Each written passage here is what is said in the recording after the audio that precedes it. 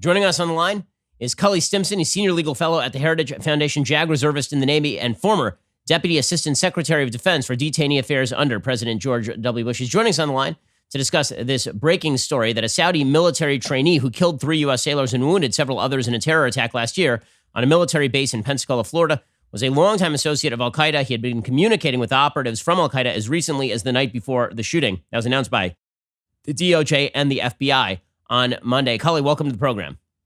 Always a pleasure, Ben. Thanks for having me. So why don't you fill us in on the details? For those who don't remember, there was a terrorist attack all the way back last year, and everybody sort of paid attention to it for one moment, and then it disappeared from the news. So what was the backstory, and why did it take so long for us to find out this person was associated with al-Qaeda? Well, the reason it took so long is it took forever for the FBI to get into his 2 iPhones because Apple would not give them help cracking the codes to get into the phones because there is no so-called backdoor. But recall that, the Navy, like all the services, lets so-called trusted partners send members of their military to our training facilities. And Naval Air Station Pensacola had flight students from Saudi Arabia training with all of our other newbie flight students. And this guy had been recruited by al-Qaeda in the Arabian Peninsula, or ACAP, back as far at least as 2015, inserted into the Saudi Royal Air Force, and then placed as a student in Pensacola. And he'd been in contact with numerous handlers through al-Qaeda up to almost the night before the shooting when he carried out his dastardly plan.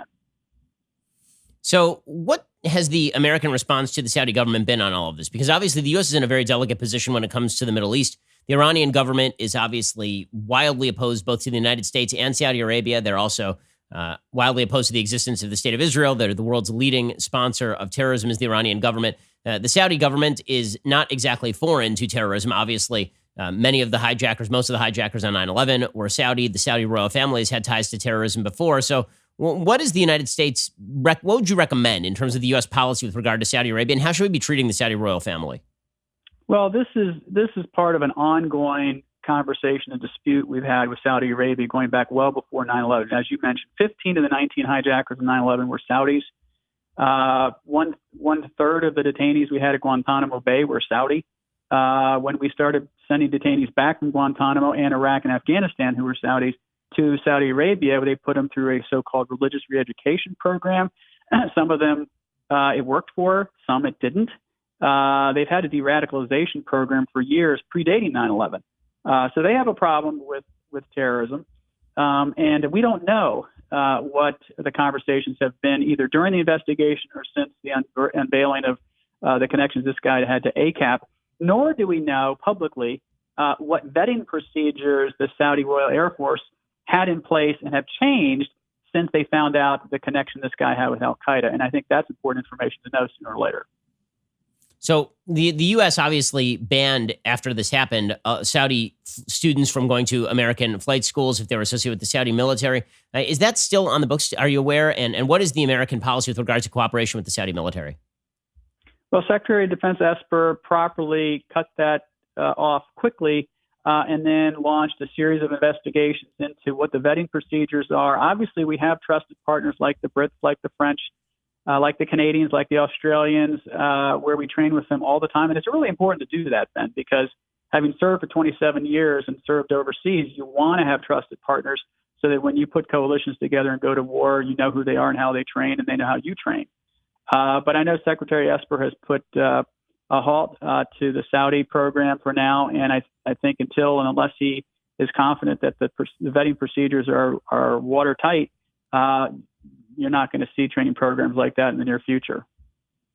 We're speaking with Cully Stimson, Senior Legal Fellow at the Heritage Foundation, former Deputy Assistant Secretary of Defense for Detainee Affairs under President George W. Bush. So, Cully, what exactly is the worldwide status of al-Qaeda right now? They seem to have been forgotten. So as soon as bin Laden was killed, the media seemed to have declared that the war against al-Qaeda was basically over. And then ISIS rose and all of our attention turned to ISIS. And recently there's obviously been a lot of attention on Iranian terror. How much of a global threat does al-Qaeda remain? How strong are they?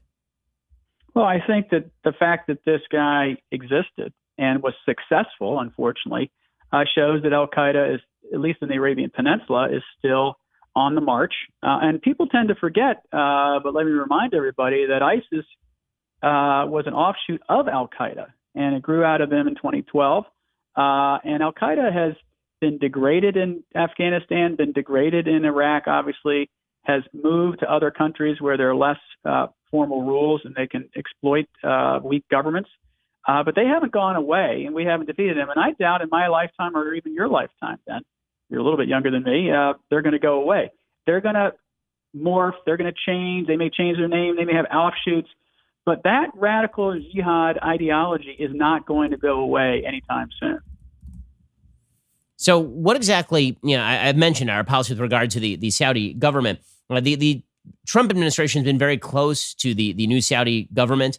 There's been talk that Mohammed bin Salman, who's the new head of the Saudi government, has been a moderating force, that he's attempting to modernize the government in Saudi Arabia. What do you think of the current regime in Saudi Arabia? Are they, in fact, a government that is moving toward modernization? And what are the alternatives in Saudi Arabia, given that if that Saudi government were to fall, it's quite possible a terrorist group might take their place? I'm not a Saudi expert. I will say, however, that it's better to keep Saudi Arabia close than more than arm's length. And the more that our government, not only at the highest level, but at the deputies level and below, can work with partners in the Saudi government and keep them close, the better, because they are allies on some levels. We do have interests, not only business, but other interests with them. And as messy as the Middle East is, it's important to keep Saudi Arabia on the right side of us. Well, Cully Stimson, Senior Legal Fellow at the Heritage Foundation, really appreciate your time and your insight. We'll talk to you in a little bit. Thanks, Ben.